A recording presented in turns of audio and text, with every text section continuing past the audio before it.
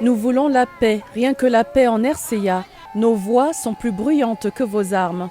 Sont entre autres les messages que les femmes ont tenu à véhiculer lors de la marche des femmes pour la paix.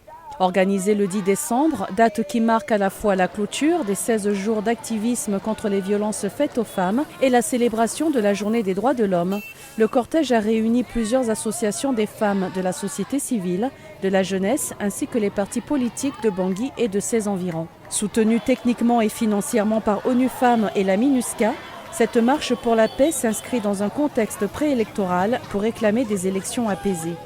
Nous sommes à la période électorale et pendant cette période très sensible, nous voyons déjà des ingrédients d'une crise qui se présente. Aucune raison n'est valable pour prendre les armes contre la population.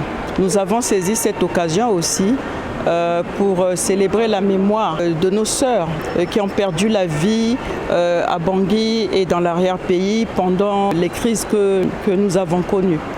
Et nous avons enfin demandé à ce que les hommes politiques se mettent autour de la table et dialoguent.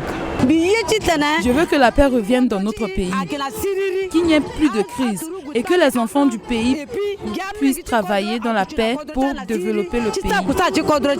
Le premier tour des élections présidentielles et législatives en République centrafricaine est prévu pour le 27 décembre 2020. Une seule candidate est en lice pour la présidence parmi les 17 candidats retenus et 250 femmes dans la course pour les législatives. Dans un communiqué conjoint, les membres du G5 ont exhorté tous les acteurs politiques, la société civile, les médias et toutes les forces vives centrafricaines à contribuer à la création d'un climat apaisé et au respect de la décision de la Cour constitutionnelle.